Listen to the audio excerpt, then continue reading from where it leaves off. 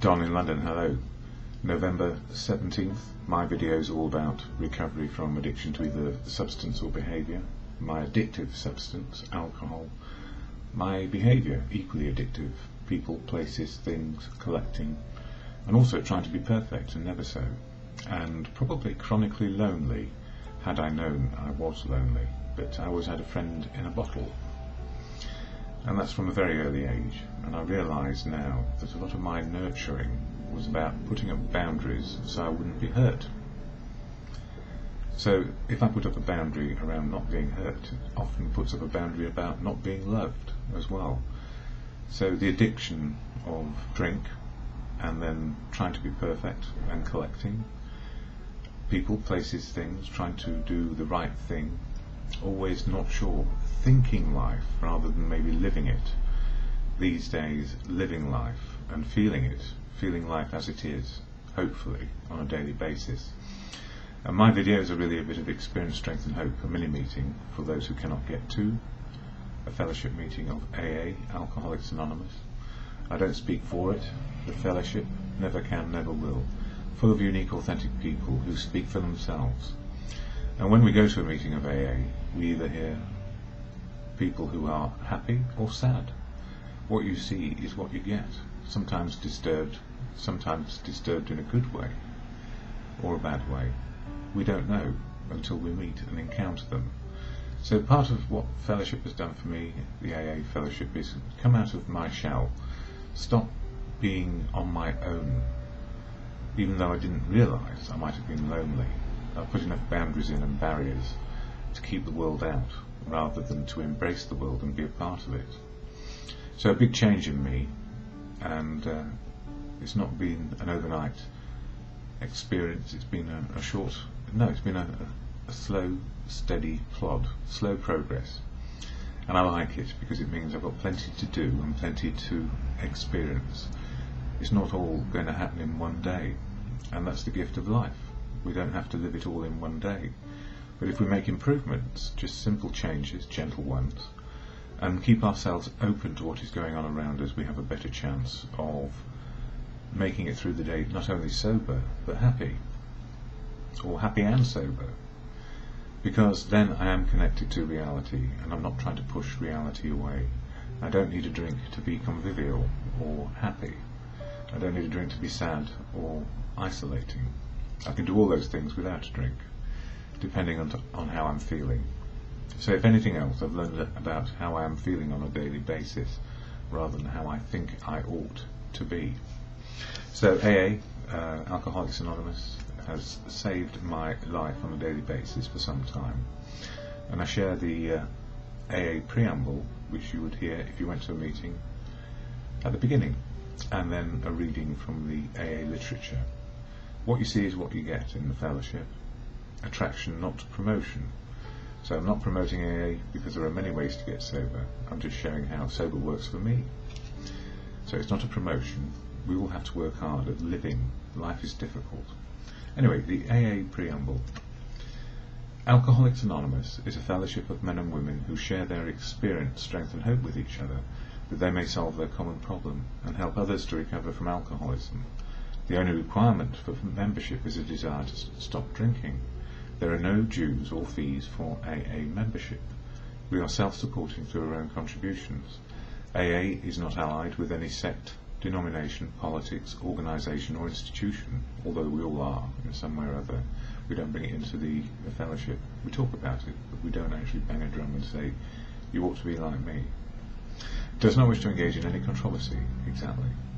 Neither endorses nor opposes any causes, because if we were allied to a cause, we lose our primary purpose, and this is what it is. Our primary purpose is to stay sober and help other alcoholics to achieve sobriety.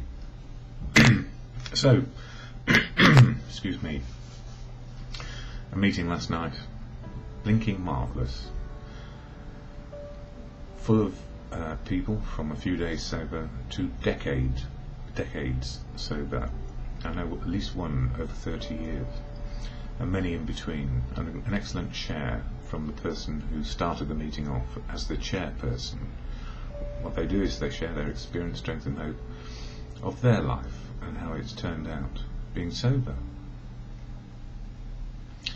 And then we all share back as we wish, and it was one of those meetings where we get picked, we put our hand up and we get picked if we have something to say. And these days I still want to put my hand up, not to say the same old thing again and again, but to say what has this meeting meant to me and what have the other people done in their sharing to stimulate my outlook. And it was really about feelings. I do feel life on a daily basis now rather than try and think what my response to life ought to be. And that's about prayer and meditation too. And in the fellowship we have 12 steps. Step 11, November, in this book, Daily Reflections, 1 a month. Step 11 is all about prayer and meditation. And I often wondered, how do I pray and meditate? Well, the simple answer is, since I was born, I've been feeling life, and prayer and meditation has been going on in me, not as a conscious action, but as a subconscious text. I'm always wondering how I'm feeling, but somehow that got turned off into fear of life and not understanding what was going on. But I was still thinking and praying and meditating because there's a chatter going on in my head. So prayer and meditation, we're doing it whether we think we are or we aren't. It's called that inner voice, which is either saying, do the next right thing, or go to the pub, in my case. It's not doing that anymore, because the desire and the need to keep on drinking has gone away. And has it been removed completely? Well, no, because I'm human, and addiction is something we stay in recovery from on a daily basis. I was recovered yesterday, but I'm recovering today. So prayer and meditation, it really hit home last night. No matter what is going on, our brain, the internal inner voice, is always going.